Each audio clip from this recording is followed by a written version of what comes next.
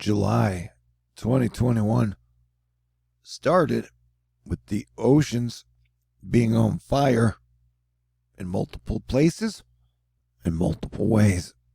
Billionaires were racing into space to get to rare air. And then July ended with an 8.2 earthquake in Alaska that had the west coast of the USA and Hawaii on tsunami watch for a while, the very day that Jupiter retrograded out of Pisces with Neptune and into Aquarius with Saturn. And now, at the end of August, it's like the sky is on fire, and apparently Neptune is super pissed off. And the USA is 245 years old. It's like a weird mesh of living mythology, cycles of holidays, and we are all working on the future together, but apart for now. What I'm saying here is, at the end of every single month, I find as Planetary Defense Commander, I spend the last 2 days having to process the month. And, since 2019, I'm not sure I get done processing every month before the new month begins. And so what I'm trying to say here is that I believe, as a Norse Christian Jedi, that the outer planets and the planets, their own energies, seem to have an effect on how weird things are in our world. For example,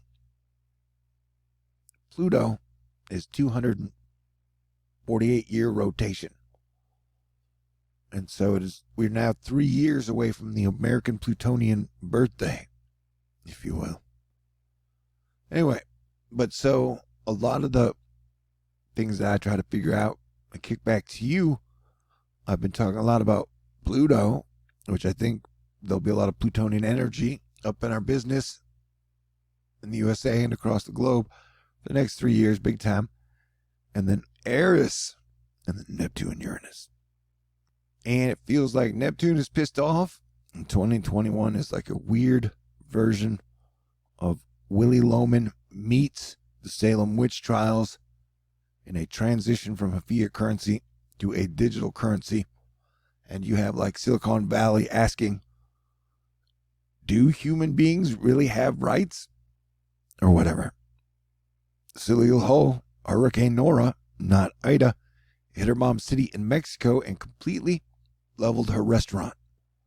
Holy crap. And so the end of August has been just like 10 crises happening at once. And I have weird post-traumatic stress disorder as an American, because when I was 29, the whole argument about America's place in the Middle East and the war on terror began. And then 20 years later, everybody's still arguing with each other in America about the Middle East, and no progress has been made, which is just super weird and frustrating, and has been the whole time.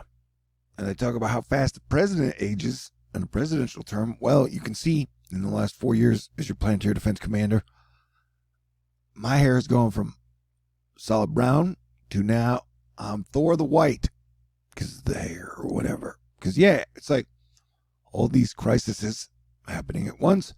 And then you've got like 30% of people trying to convince people that 2 of the 10 crises are hoaxes or false flags. And so, yes, I'm pretty sure the next 5 months and probably 3 years could be the craziest, wildest years we've ever known and ever seen. And somehow, amongst all the madness and all the chaos and all the horrible things that are happening, I'm an optimist that not only will we keep it together as a civilization, but I do believe at some point we will start to improve things. But I do realize everybody tells themselves their own story to make it through their day. Carl Mondan. A couple last frames from today's intense Caldor fire burn along Highway 50. While evacuating, we paused on Echo Summit. A young bear walked up the double yellow line 30 minutes later, a view to the north toward the Tahoe Basin. And with absolute no disrespect to everyone, I've said how 2021 feels like a version of the modern Big Lebowski. For some reason, August has felt like this scene.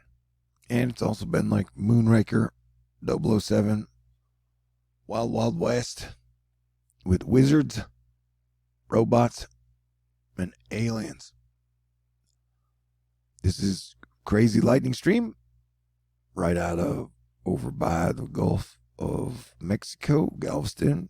I'm right up here. Here's all the lightning down there. Seems very interesting to me right now for some reason. And yes, all these crises happening at once are creating lots of refugees. You got Californian refugees from the fires, Louisiana refugees from the hurricane. You've got refugees from Afghanistan. And that's just 3 stories of the many 10 or more crises that are all happening right now. And I'll say it before, but I have to say it again. Nobody likes a pandemic, man. Nobody likes a plague. You know, they've talked about them throughout history, in the Bible, in history itself, and that there have been many plagues, and that everybody hated them at the time. And it caused everybody's nerves to get frayed and people to lose their minds.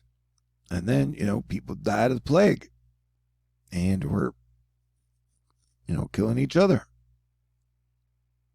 Now is a good time for civilization to get more civilized. Is that a Pegasus or a little dragon with wings? This is supposedly Venus. I would say those look like boobs, but these are not the time for such observations. I don't know. As your Thor, as your planetary defense commander, as your T, whatever I am to you, waking up and doing this job every day is something else. I've heard Lake Tahoe is a very nice place. Hope to visit someday. But right now, it is definitely being threatened by massive fire as official ordered more evacuations on Sunday night. So yeah, we've had the plague super bombing out. We've had the wildfire super bombing out. We now have hurricanes super bombing out. We have countries figuring out how to relate to each other super bombing out. And remember, every country, there are like 215 nations. Every country has its own people. It has its own economy. It has its own laws. It has its own rules. Most of them have their own armies and their police. And no countries really handled the plague that well, asterisk.